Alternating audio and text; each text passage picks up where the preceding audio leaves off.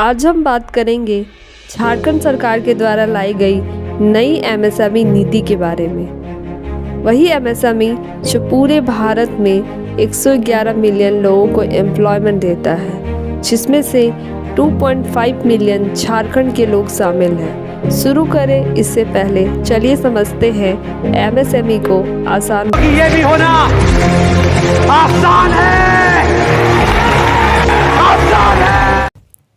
MSME का मतलब होता है micro small medium enterprises. Micro ऐसे कंपनी को कहते हैं जिसमें प्लांट और मशीनरी पर 1 करोड़ तक का इन्वेस्टमेंट किया गया हो, जैसे कि हैंडलूम और स्टोन क्रेविंग इंडस्ट्री। दूसरा है स्मॉल एंटरप्राइजेस। स्मॉल एंटरप्राइजेस ऐसी कंपनी को कहते हैं जिसमें मशीनरी और प्लांट पर इन्वेस्टमेंट 1 करोड़ से ज़्यादा पर 10 करोड़ से कम होता है, जैसे कि बेकरी और गारमेंट जैसी इंडस्ट्रीज। वही मीडियम इंडस्ट्रीज में 10 करोड़ से अधिक पर 50 करोड़ से कम इन्वेस्टमेंट होता है, जैसे केमिकल इंडस्ट्री। अगर दिमाग में घूम रहे हैं सवाल ऐसे उद्योगों के बारे में जिसमें 50 करोड़ से ज़्यादा का इन्वेस्टमेंट होता है, उसे क्या कहते हैं, तो इसका जवाब है लार्ज स्केल एंटरप्राइजेज। चलिए समझते हैं एमएसएमई की अर्थव्यवस्था में भूमिका के बारे में। 2021-22 के डेटा के अनुसार जीडीपी में 30.4 का योगदान एमएसएमई का है। वही जॉब क्रिएशन में 111 मिलियन पीपल्स को रोजगार देता है। नाम एमएसएमई है, पर इसके महत्व को कम मत समझिएगा। यह तो पता चल ही गया होगा आपको इस पे आश्रित लोगों के संख्या को जानने के बाद। साथ ही यह रीजनल एरिया के लोगों को रोजगार देकर रीजनल एरिया के डेवलपमेंट में भी योगदान देता है। इतना ही नहीं, एंटरप्रेन्योरशिप और इनोवेशन को भी प्रमोट करता है। अब बात समझते हैं झारखंड की अर्थव्यवस्था पर एमएसएमई का प्रभाव। 2021-22 के डेटा के अनुसार जीडीपी में 27.8% का योगदान और 2.5 मिलियन को रोजगार प्रदान करता है एमएसएमई। अब आशा है आपको आसान भाषा में समझ आ गया होगा। चलिए अब मुद्दे पर वापस लौटते हैं। मुख्यमंत्री ने नई एमएसएमई नीति को मंजूरी दी है। एमएसएमई के लिए नई नीतियाँ बनाई गई हैं और इसके लिए अलग निदेशालय का भी गठन किया जा रहा है।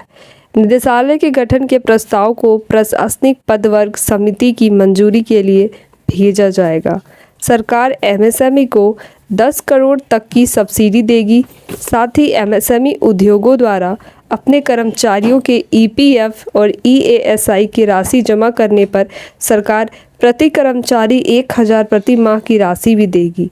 झारखंड सरकार ने एमएसएमई नीति के प्रस्ताव में लिखा है कि झारखंड में पूर्व से 2.33 लाख एमएसएमई कार्यरत है।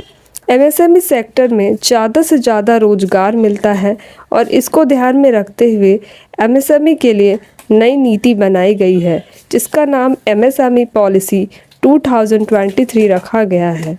सरकार ने इसके उद्देश्य के संबंध में कहा है कि इस नीति का मुख्य उद्देश्य है एमएसएमई उद्योगों का विकास हो ताकि रोजगार का दरवाज़ा खुल सके। नीति में नई एमएसएमई उद्योगों के विकास के साथ साथ पुराने उद्योगों के भी जीर्णोद्धार की बात कही गई है। प्रस्ताव में लिखा गया है कि एमएसएमई के लिए अलग से निदेशालय का गठन किया जाएगा और जिलों में डिस्ट्रिक्ट एमएसएमई डीपीएस सेंटर भी खोला जाएगा। एमएसएमई निदेशालय पहली बार उद्योग लग रहे उद्यमियों को पूरी सहायता करेगा।